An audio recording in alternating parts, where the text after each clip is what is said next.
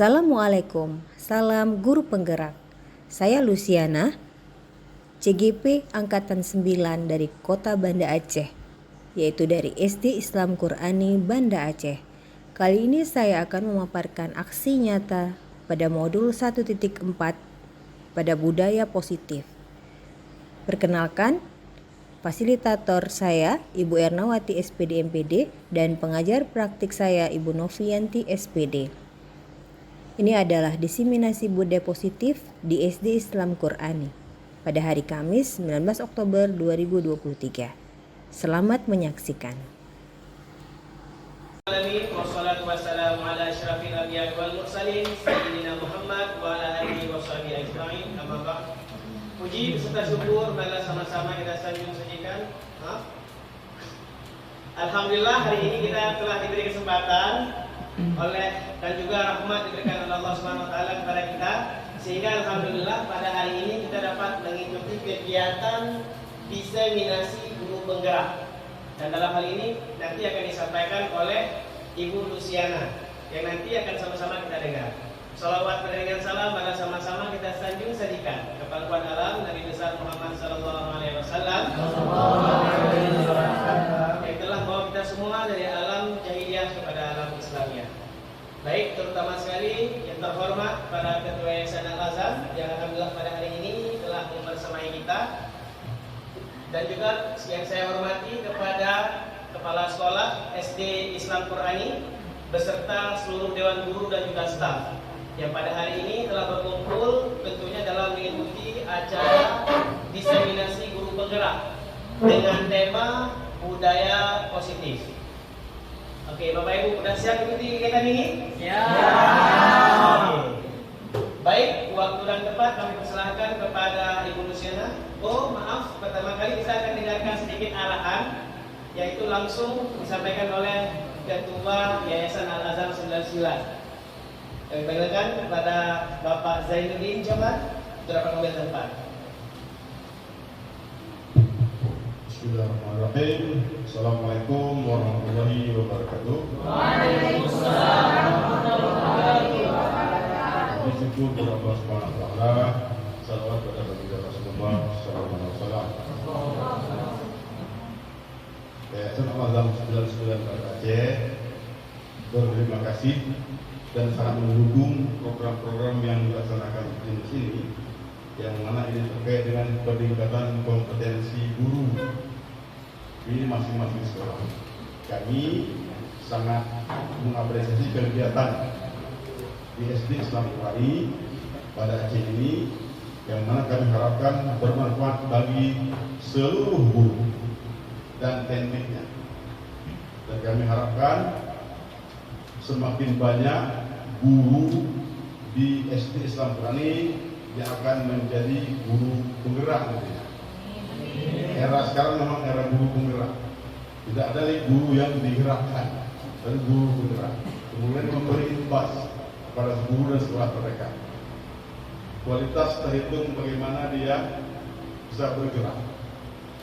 Organisasi ini, Yayasan Al-Azhar 99, juga terkait dengan peningkatan kompetensi guru juga untuk penggerak. Ya, kepada Ibu Luciana yang hari ini Kepala SD Islam Qur'ani sebagai CGP, terus gerakkan guru Anda sehingga sekolah ini menjadi sekolah yang terbaik di Aceh, bahkan kalau bisa di Indonesia. Ya, jadi kami sangat mendukung kegiatan yang positif ini. Lanjutkan terus, daftar terus banyak-banyak, siapkan diri. Yang sudah lulus siap membantu ini. Bersama kita bisa, insyaallah. Assalamualaikum warahmatullahi wabarakatuh. Waalaikumsalam. Baik, terima kasih kami ucapkan kepada Ketua Yayasan yang telah menyampaikan sedikit arahan kepada kita. Semoga pesan yang beliau sampaikan tadi akan kita ikuti terus. Bukan hanya Umi ataupun Ibu Luciana yang sedang jadi guru penggerak, kita juga insya Allah masih bisa. Amin ya Rabbal Alamin. Baik, masuk ke acara inti kita pada hari ini, yaitu pemaparan presentasi tentang diseminasi guru penggerak dalam tema budaya positif. Kami panggilkan kepada Ibu Luciana, berapa moga tempat dipersilakan. Bismillahirrahmanirrahim. Assalamualaikum warahmatullahi wabarakatuh. Waalaikumsalam warahmatullahi wabarakatuh. Alhamdulillahirabbil alamin wassalatu wassalamu ala asyrafil anbiya'i wal mursalin wa ala alihi washabbihi ajmain. Alhamdulillah, bersyukur kita panjatkan kehadirat Allah Subhanahu wa taala yang telah mengumpulkan kita dalam keadaan beriman dan juga dalam keadaan sehat walafiat. Tak lupa pula kita sampaikan salawat serta salam kehadirat Rasulullah Sallallahu alaihi wasallam yang telah membawa kita ke alam terang benderangnya ilmu pengetahuan. Baik, terima kasih kami ucapkan kepada Ketua Yayasan yang telah membuka kegiatan ini dan juga kepada rekan-rekan guru semua yang telah berhadir dalam acara diseminasi guru penggerak yang sedang saya geluti selama kurang lebih 3 bulan ini, ya. Dan alhamdulillah hari ini merupakan tugas pada modul 1, tugas akhir saya pada modul 1 yaitu 1.4 yang mengharuskan saya membuat diseminasi kepada seluruh guru di sekolah saya. Adapun budaya positif ini, ya, adalah salah satu dari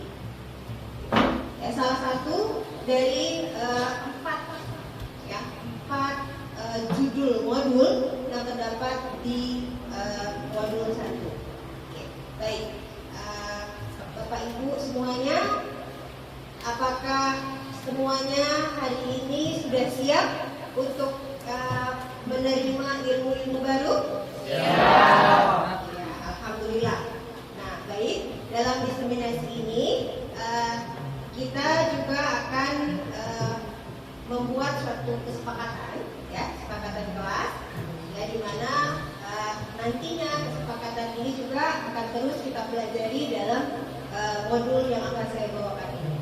Oke, baik. Kesepakatan pertama dari semua peserta diseminasi ini, ya, apa yang kita perlukan dalam 1 jam ini kurang lebih kegiatan ini. Apa yang kita perlukan? Apa yang kita butuhkan? Oke. Yang pertama mungkin saya bantu rasa ingin tahu dan rasa senang akan ilmu, ya kan? Oke, baik. Berarti kesepakatan pertama kita dalam keadaan ingin tahu, ingin tahuan tinggi dan senang akan ilmu. Oke. Yang kedua, ada yang kesepakatan lagi kita tambahkan karena halnya kesepakatan, ya, bukan peraturan dari saya, tapi kesepakatan. Ada lagi yang ingin menambahkan? Dalam durasi 60 menit ke depan, apa yang boleh dan tidak boleh kita lakukan? Itulah namanya kesepakatan. Ada lagi? Mendorong rasa tanggung jawab. Iya, mendorong rasa tanggung jawab. Berarti apa yang sudah kita dapatkan di sini nanti harus ada tanggung jawab kita untuk menyampaikannya lagi ke teman-teman lain yang tidak ada di sini dan murid-murid kita tentunya. Terima kasih sudah harap. Ada lagi? Ya, apa yang boleh dan tidak boleh selama kegiatan ini? Ada? Ya? Iya, baik. Oke, tidak boleh. Ya, bukan tidak boleh, tapi kita minimkan, ya. Ya, mungkin kita nggak bisa sedikit pun lepas mungkin, ya, karena ada keperluan mungkin. Oke, baik. Terima kasih. Jadi itu tadi kesepakatan yang kita kumpulkan, ya, yang akan kita jalankan selama kegiatan ini. Terima kasih. Baiklah, untuk menghemat waktu, kita masuk ke topik kita hari ini, yaitu budaya positif. Ya, apa itu budaya positif? Bagaimana itu budaya positif? Mohon didengarkan dengan seksama. Oke, baik. Nah, ini adalah tujuan diseminasi kita. Yang pertama, sebagai salah satu tugas aksi nyata saya dalam pendidikan guru penggerak modul 1.4, kemudian berbagi pengetahuan dan pengalaman tentang budaya positif. Yang ketiga adalah membuat perubahan yang berdampak positif dan berkelanjutan di sekolah tentang penerapan budaya positif. Oke, baik. Paham semuanya? Insyaallah ya? Ya, oke, baik. Kemudian, nah ini adalah serangkaian materi atau konsep inti yang akan kita bahas dalam 1 jam ke depan. Yang pertama, disiplin positif dan nilai kebajikan universal. Ya, coba dicermati apa itu dan apa saja keingintahuan Bapak dan Ibu di sini. Nanti kita bahas bersama. Kemudian yang kedua, teori motivasi, hukuman dan penghargaan. Yang ketiga, kebutuhan dasar manusia. Yang keempat, keyakinan kelas. Yang kelima, posisi kontrol. Dan yang keenam adalah segitiga restitusi. Dan ini harus kita bahas tuntas, ya, setajam silat mungkin, ya, untuk hari ini, insyaallah. Mudah-mudahan dapat terpenuhi. Baik. Nah, kita masuk ke poin kita pertama, disiplin positif dan nilai kebajikan universal. Kalau Bapak Ibu dihadapkan dengan kalimat disiplin, ya, nah ini mungkin agak ke tengah dulu kita. Apa makna disiplin itu? Makna disiplin. Ada yang bisa ya, Ibu Nurul Azizah? Silakan. Datang tepat waktu. Apalagi? Ada lagi disiplin itu apa menurut Bu Rema? Taat peraturan. Pak Ajul? Bertindak sesuai peraturan. Bertindak sesuai peraturan. Ada lagi? Ada lagi? Ya? Oke, baik ya. Makna sebenarnya dari disiplin adalah dari bahasa Latin, yaitu artinya sebenarnya belajar. Artinya belajar. Namun seiring waktu dan penggunaan, dia dikaitkan dengan sesuatu yang tidak nyaman. Tidak nyaman ya, dalam tanda kutip tidak nyaman, datang tepat waktu. Sebagian orang tidak nyaman. Ya. Terus apalagi disiplin itu? Selain datang datang tepat waktu. Apalagi tadi disebutkan disiplin. Ya. Taat dan patuh. Taat aturan. Disuruh pakai baju hari ini baju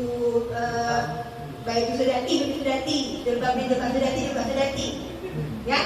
Itu dia yang kita tangkap sebagai disiplin. Tidak salah, namun juga disiplin di sini ya diartikan ya oleh para ahli sebagai konsep atau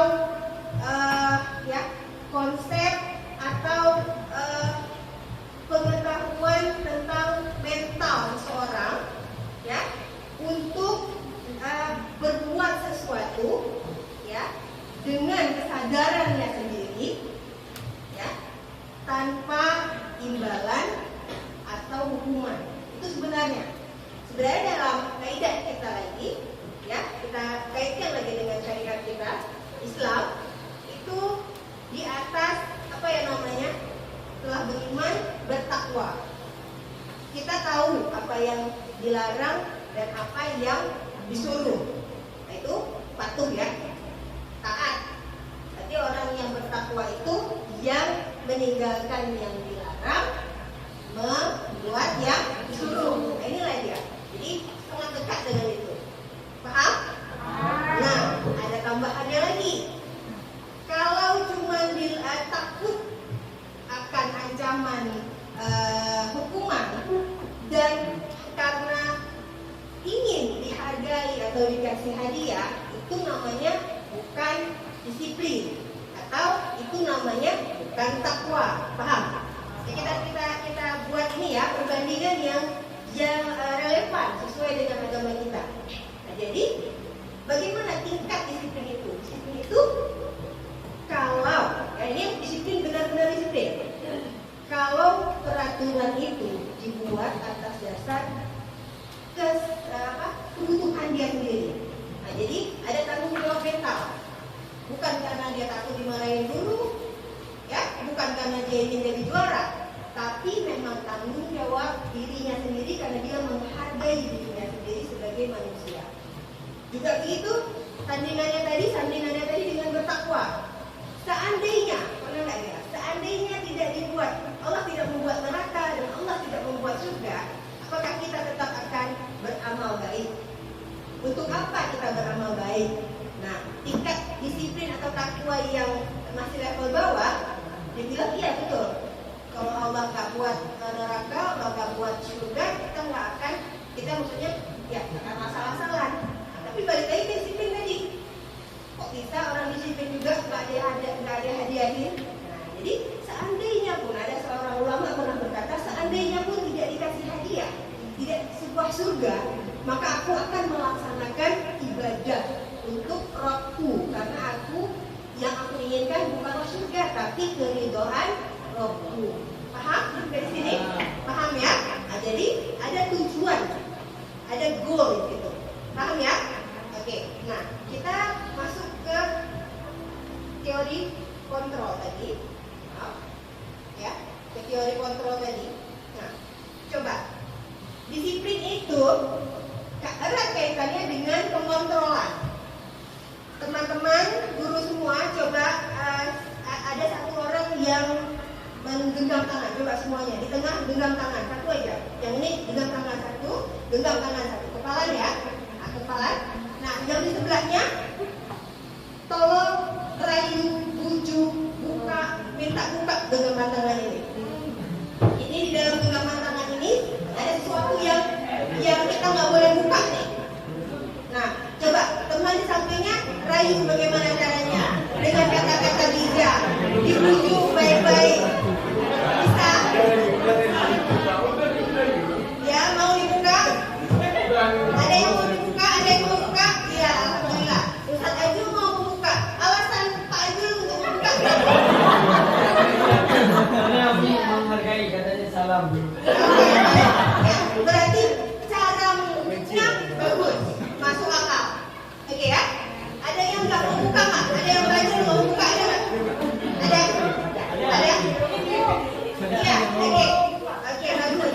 Berarti punya pendirian yang kuat. Oke, baik.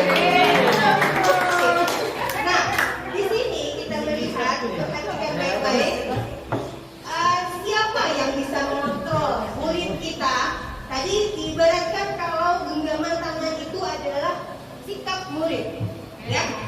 Setiap perbuatan baik atau buruk dia punya tujuannya sendiri, ya. Tadi juga genggaman tangan ada yang disembunyikan di dalam tangannya itu dengan tujuan sendiri. Kalau ada orang yang merayunya dengan baik dengan kata-kata bijak, ya, dia akan membuka dengan kerelaan, pasti kan? Ya kan? Tapi kalau ada yang membuka dengan kasar, dia buka juga kan? Ya. Tapi dengan ketidakrelaan. Nah, itu dia. Inilah namanya teori kontrol, ya. Jadi yang ingin disampaikan dalam teori ini adalah bahwa murid kita itu sebenarnya, ya, dia punya daya kontrol untuk dirinya sendiri, ya.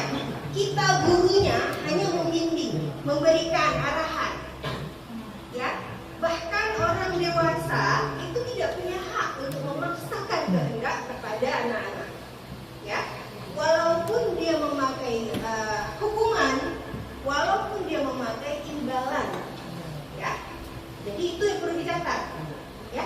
Jadi untuk mengarahkan ke disiplin tadi, paham sampai di sini, ya. Jadi kita harus mengontrol, kita harus punya konsep di kepala kita ini, ya. Apa sih yang membuat anak-anak kita itu bisa melakukannya tanpa kita paksa, tanpa kita embel-embel dengan poin-poin yang banyak, bintang-bintang bertaburan di kelas, ya.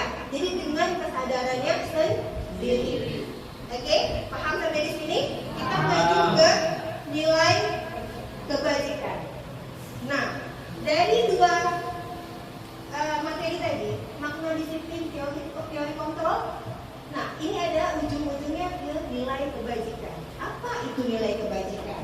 Ya, nilai kebajikan itu, ya, disimpulkan oleh banyak ahli, itu banyak ya di sini. Ya. Jadi ada The Seven Essential Virtues mengatakan bahwa kebajikan itu termasuk empati, suara hati, rasa hormat, kebaikan, toleransi, keadilan. Ada lagi namanya guiding of life skill. Itu memaparkan bahwa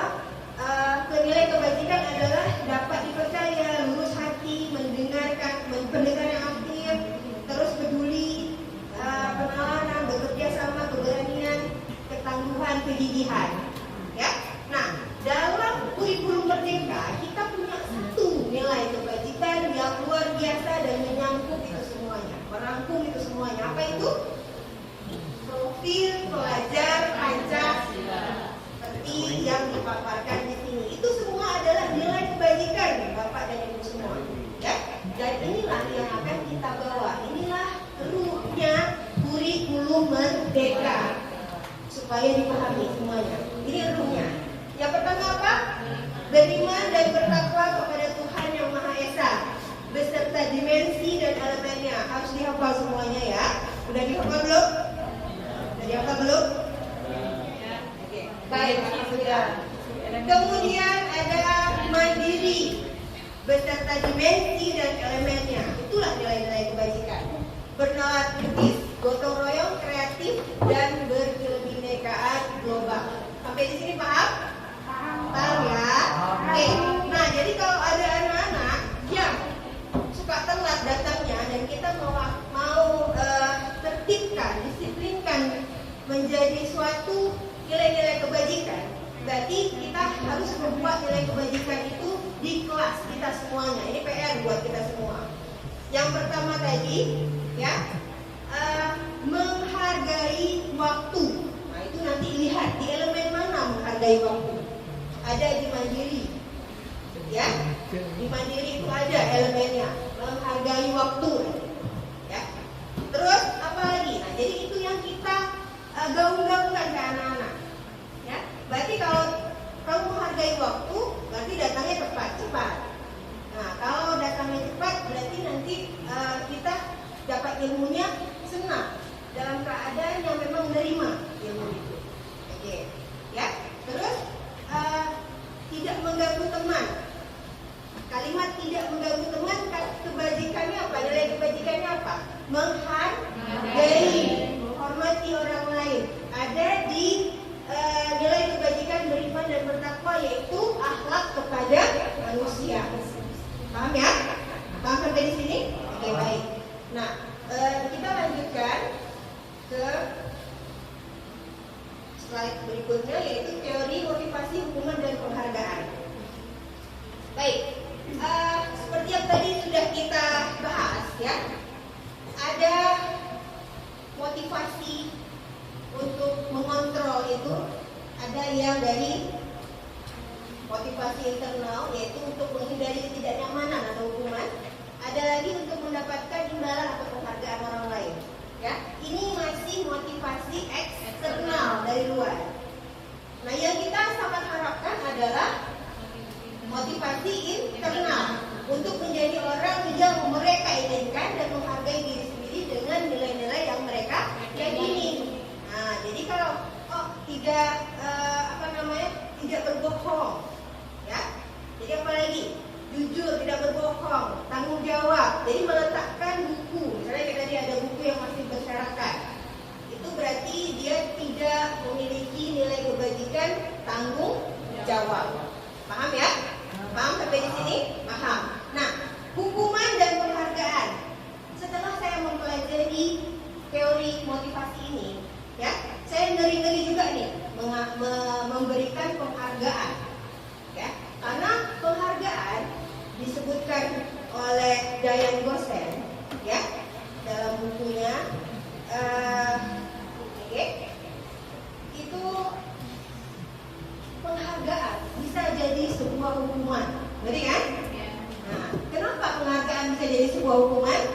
Karena satu sisi kita membuat penghargaan, ya, di sisi lain yang anak-anak yang tidak mendapat penghargaan merasa dihukum. Paham? Ya, sedih. Oke. Dan anak-anak yang lain itu menjadi kok itu aja yang mendapat, ya, tidak kreatif karena merasa pesimis. Oke. Nah, terus apa lagi? Jadi ada banyak kejelekan. Dan kalau seandainya penghargaan itu kita stop, apakah anak-anak itu akan tetap? Nah, seperti top 3 kemarin.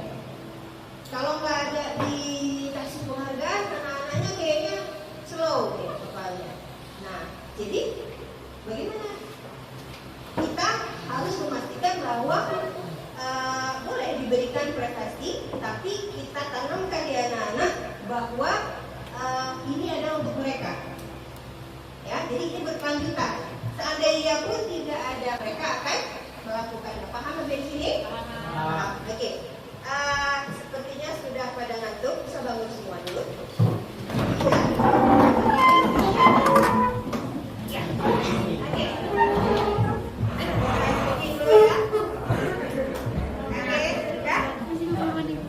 Semuanya tepuk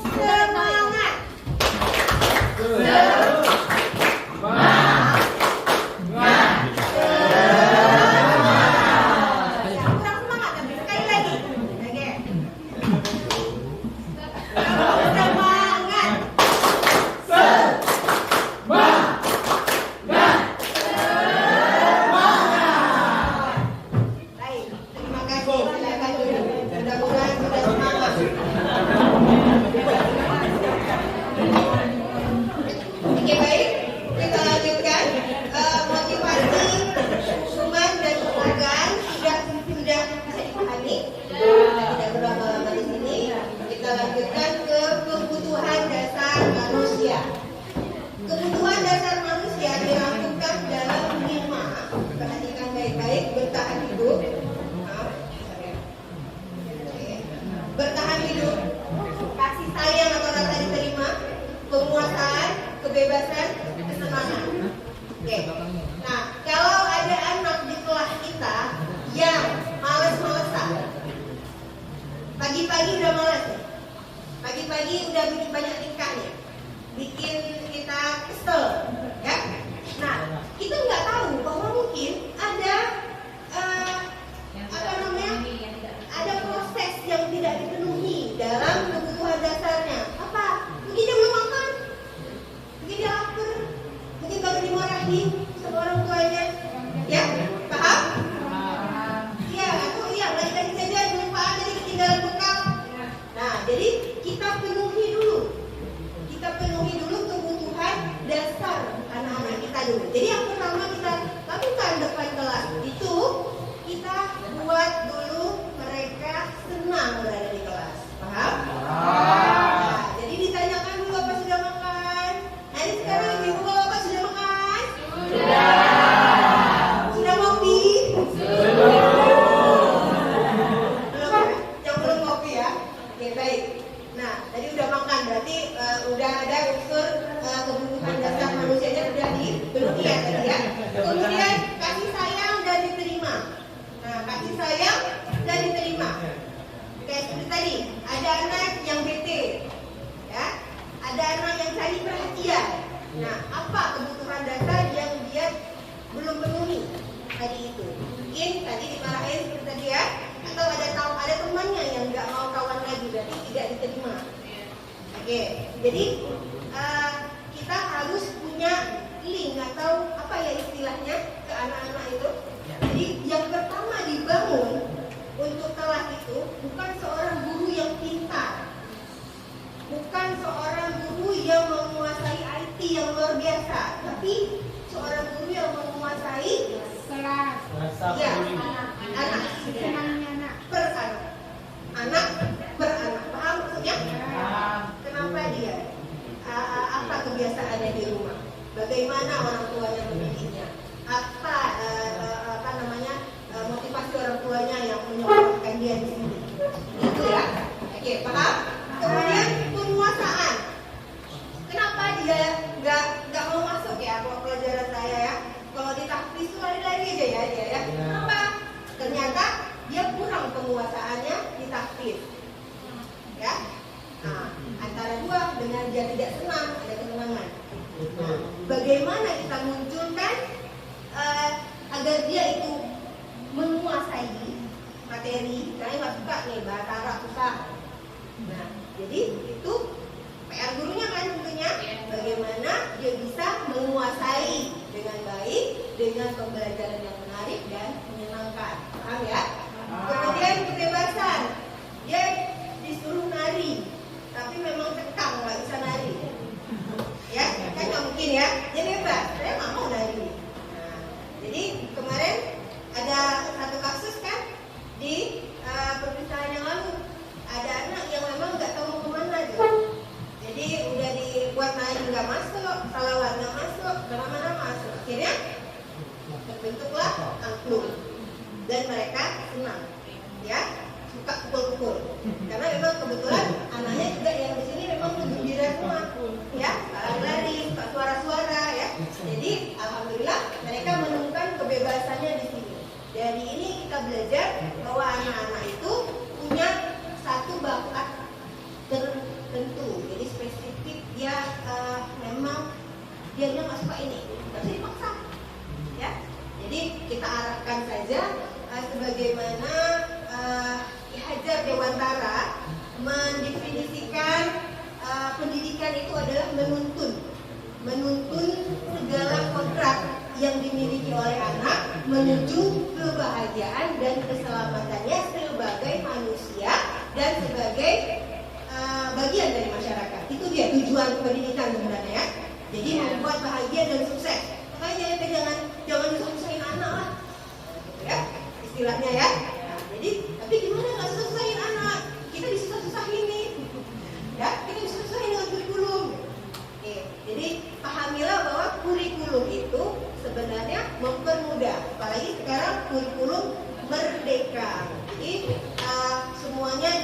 dibedakan.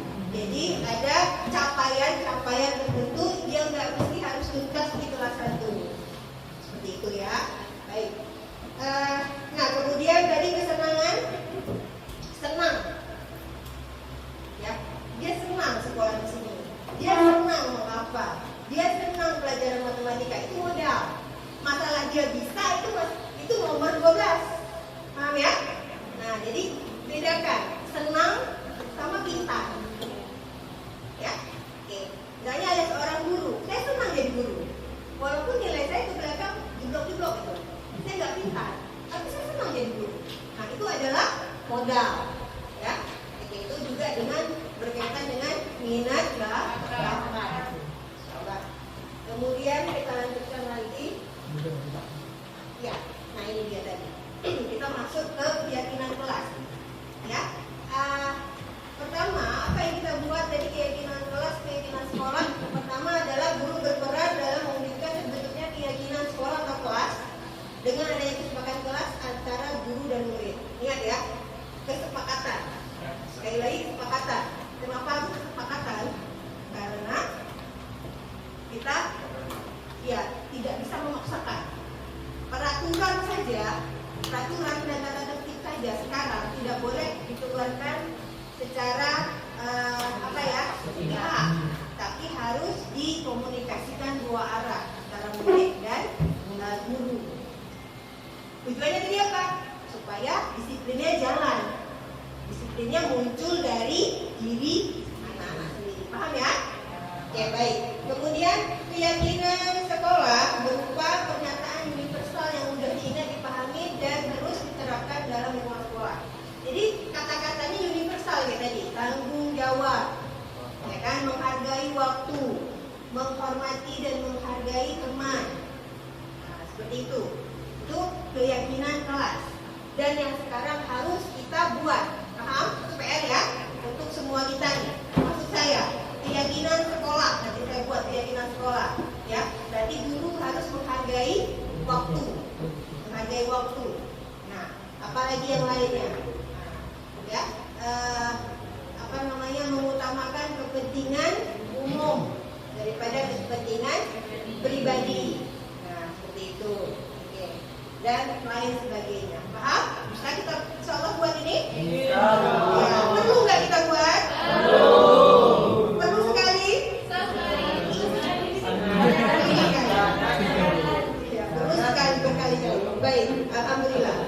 Baik, kemudian, nah ini ada yang namanya kita kembali ke ini ya, ke masalah-masalah yang sering kita hadapi, ya, kasus-kasus.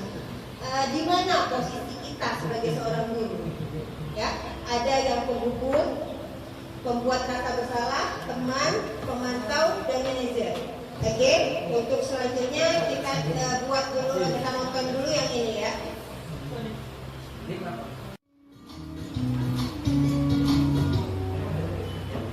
Salam bahagia Ibu dan Bapak Guru hebat. Dalam penerapan disiplin positif restitusi, salah satu program yang dikembangkan adalah 5 posisi kontrol. 5 posisi kontrol dalam restitusi adalah proses perjalanan seorang pendidik agar dapat mengenali dirinya.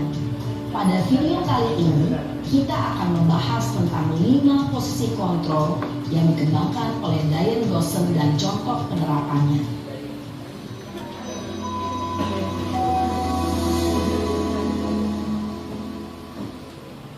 5 posisi kontrol itu adalah 1. Posisi penghukum. 2. Posisi pembuat merasa bersalah. 3. Posisi teman. 4. Posisi pemantau atau monitor. Dan 5. Posisi manajer.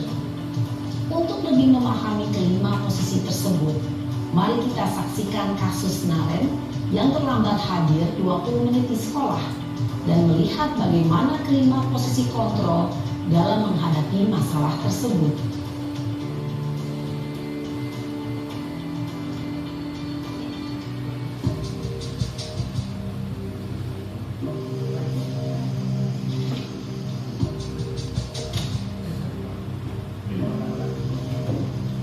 Naren,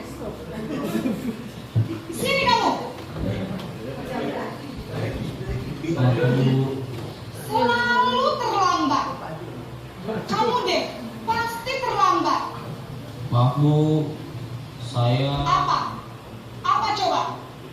Alasan kamu apa lagi? Kapan sih kamu tidak terlambat? Malas sekali ya kamu jadi anak. saya Dasar pemalas. Gak kapok-kapok sih kamu. Sudah berapa kali terlambat?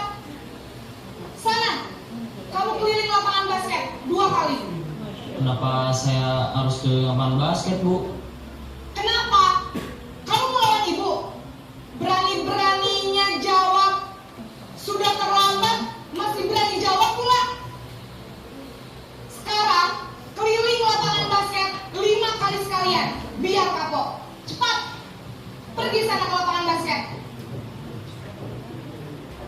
Posisi pemantau mengandalkan penghitungan atau data untuk mengontrol murid. Guru mengarahkan murid berdasarkan peraturan dan konsekuensi. Seorang pemantau menunjukkan bahasa tubuh dan ekspresi wajah yang datar dan cenderung formal.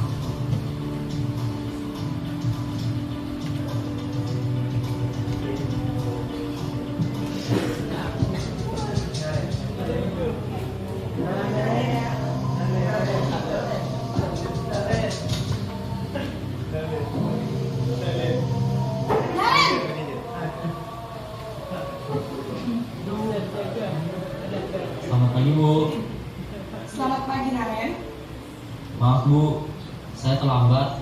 Iya, sekolah masuknya jam 7, sekarang sudah jam 7.20. Jadi sekarang bagaimana nih, Naren? Maaf Bu, saya lupa setel alarm saya semalam. Baiklah, menurut kamu, keyakinan sekolah yang mana yang perlu kamu tingkatkan? Menghargai diri sendiri dan orang lain mungkin ya Bu. Setuju. Jadi, apakah Naren meyakini prinsip saling menghormati tersebut? Iya Bu, saya meyakininya. Apakah Naren bersedia memperbaiki masalah keterlambatan ini? Bersedia Bu. Bagaimana kamu akan perbaiki masalah keterlambatan ini? Saya akan coba untuk tidak lupa menyetel alarm saya Bu. Baik, kalau Naren lupa menyetel alarm di rumah, ada orang yang kira-kira bisa bantu mengingatkan tidak? Ada Bu, kakak saya, Kak Emma. Ada lagi selain Kak Emma? Selain Kak Emma, ada ibu saya. Baik, jadi yang mengingatkan Naren adalah Kak Emma dan ibu kamu ya? Kira-kira akan mulai setel alarm kapan nih, Naren? Setelah pulang sekolah, akan segera saya lakukan. Baik, jadi Naren akan setel alarm untuk bangun besok pagi dan akan diingatkan oleh kakak dan ibunda Naren ya. Ada lagi yang mungkin perlu dilakukan, Naren, agar tidak terlambat bangun lagi? Tidak ada Bu. Baik, Naren, terima kasih untuk kerjasama kamu. Sekarang kamu perlu kembali ke kelas untuk belajar. Baik Bu, terima kasih. Posisi manajer adalah posisi kontrol yang disarankan untuk membimbing murid memiliki sikap disiplin yang positif, yaitu murid yang mandiri, bertanggung jawab, dan dapat memecahkan masalah. Tujuan dari posisi ini adalah agar murid dapat berefleksi atas tindakannya. Guru akan dengan tulus memberikan pertanyaan-pertanyaan bermakna, sehingga membuat murid dapat belajar dari kesalahannya dan mencari sebuah solusi untuk menyelesaikannya. Ibu dan bapak guru hebat setelah mengamati adegan Tentang segitiga retribusi. Ya, baik. Terima kasih tadi sudah menonton. Segitiga retribusi ini adalah pada posisi manajer tadi. Jadi yang pertama adalah menstabilkan identitas.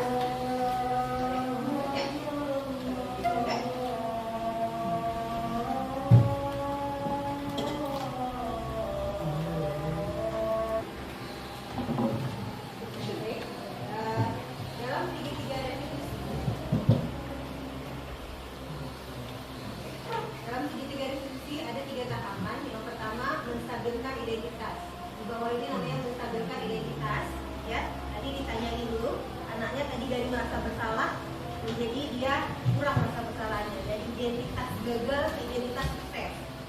Anak yang bermasalah itu pasti nanti anak yang walaupun korban ataupun pelaku pasti dia merasa gagal dulu kan. Karena dia udah buat masalah. Kita tampilkan. Kemudian validasi tindakannya sudah kita angkat, kita tunjukkan dia salahnya apa, ya. Kemudian baru kita tanyakan keyakinan. Nah, makanya tadi ini ujung-ujungnya ke keyakinan kelas. Makanya penting kita buat keyakinan tadi. Nah, dalam kasus-kasus, banyak kasus ya, kita bisa menerapkan ini. Ada yang sampai ke keyakinan, akhirnya anaknya sendiri yang memberi solusi apa yang dia mau. Kita dinaren contohnya, kira-kira apa yang bisa kamu lakukan kalau ini terjadi lagi? Bla bla bla. Langsung dibuat dengan kemauan dia, dari pikiran dia. Ya, kita hanya meluruskan. Kalau kejadiannya seperti itu, berarti kemungkinan kejadian lagi terulang lagi kecil, ya kan? Oke, baik. Sebagai contoh, saya juga ada membuat dua video. Bisa dilihat, ya. Ini kasus pertama, ya. Arayan, murid kelas 5 SD Islam Qurani, dipanggil ke ruang guru karena sudah membuat keributan di kelas dengan membentak-bentak salah seorang temannya yang bernama Gazi. Arayan kesal sekali karena dituduh telah merusak alat peraga di kelasnya. Arayan langsung bereaksi dan membentak Gazi di depan teman kelasnya. Ya, kira-kira apa yang akan dilakukan oleh seorang guru? Perhatikan, ini tayangannya. Ya, bisa.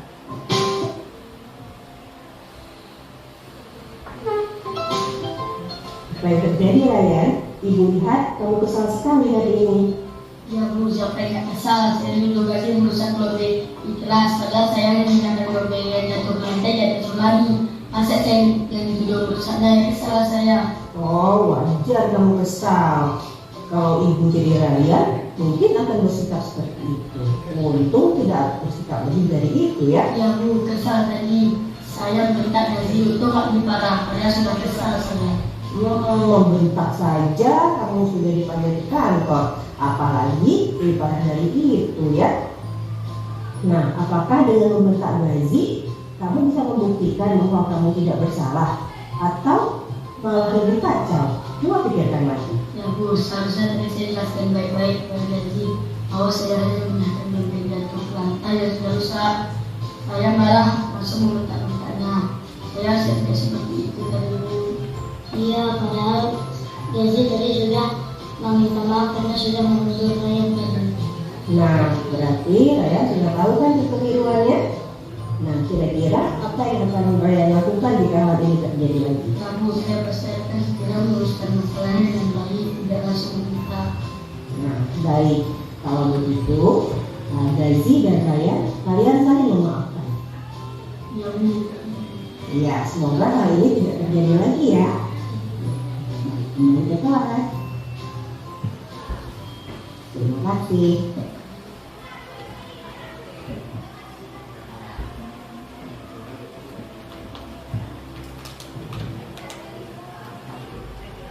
Pada kasus 2, ya, pada kegiatan bersih di Islam Qurani, di saat yang lain sibuk membersihkan kebun sekolah, Syarifah dan Humaira asik bermain di daunan dan bunga yang sengaja mereka petik dan saling taburkan bunga satu sama lain sambil tertawa riang. Murid lain yang sedang menyapu menegur mereka karena dia sudah menyapu 2 kali di tempat yang sama dan mereka tidak menghiraukan. Mereka tidak sadar perbuatan itu telah mengotori kembali halaman yang telah disapu dan juga merusak tanaman. Nah, saya, Ibu Lutfi, yang memimpin kegiatan Jumat Bersih ini langsung memanggil Syarifah dan Humaira. Kira-kira apa yang dilakukan, ya? Silakan baik-baik. Lalu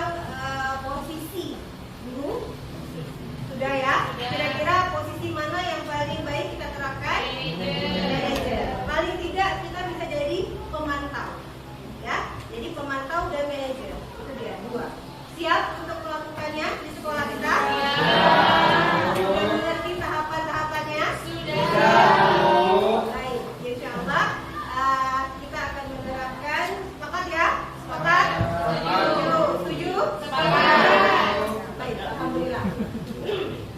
Nah, dengan berakhirnya tayangan ini, ya, maka berakhir pula slide semuanya ya. Oke, terima kasih untuk hari ini telah membersamai diseminasi saya tentang budaya positif. Semoga kita pada sekolah SD Islam Qurani semua dapat segera membuat keyakinan sekolah atau keyakinan kelas yang akan kita pakai untuk semua permasalahan yang ada di sekolah. Oke, saya akhiri semuanya dengan untuk doa kepada majelis.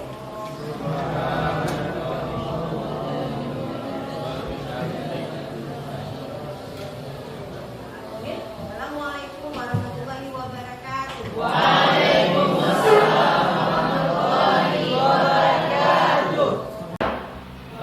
Pendapat saya proses diseminasi tadi sangatlah bagus karena kita diberikan gambaran bagaimana cara menghadapi peserta didik yang mungkin dalam satu kelas itu memiliki karakter yang berbeda-beda. Nah, dengan ada diseminasi tadi kita bisa tahu besoknya apa yang harus kita lakukan saat kita dihadapkan pada masalah tersebut. Nah, bagi saya pribadi, tindak lanjut yang ingin saya lakukan adalah saya bisa menerapkan proses yang diajarkan dalam diseminasi ini dalam menghadapi masalah yang akan saya hadapi nanti dengan murid-murid saya. Demikian yang bisa saya sampaikan. Assalamualaikum warahmatullahi wabarakatuh. Oke, terima kasih. Untuk diseminasi hari ini sangat cukup menarik dan sangat luar ataupun sangat luar biasa, di mana Ibu Lucy menjelaskan tentang pemaparan yang memang sangat perlu diterapkan di sekolah masing-masing kita. Oleh sebab itu, pemaparan yang disampaikan oleh Bu Lucy itu memang berkenaan dengan budaya positif, di mana guru harus bisa menjadi sebagai fasilitator dan juga sebagai manajer. Di sini diharapkan bahwa semua guru dapat melaksanakan hal yang seperti dijelaskan oleh Bu Lucy. Tindak lanjut saya ke depan yaitu saya akan melaksanakan apa yang telah dijelaskan oleh Bu Lucy, dan saya akan menerapkannya kepada seluruh murid saya dengan semaksimal kemampuan saya, di mana itu merupakan adalah pembelajaran kurikulum merdeka yang sangat diharapkan diterapkan di segala sekolah. Baik, terima kasih. Oke, diseminasi guru penggerak yang disampaikan oleh Ibu Luciana dengan judul budaya positif. Nah, hari ini sangat luar biasa sekali, di mana Ibu Lucy bisa membangunkan budaya positif itu kepada kami semua yang hadir di sini sebagai peserta dari diseminasi tersebut. Nah, kami sebagai guru-guru insya Allah kedepannya akan membangun budaya positif, menindaklanjuti apa yang disampaikan oleh Ibu Lucy, yaitu dengan membuat keyakinan sekolah ataupun keyakinan kelas, di mana guru sebagai manajer ataupun sebagai pamong bagi peserta didik. Nah, terima kasih. Assalamualaikum warahmatullahi wabarakatuh.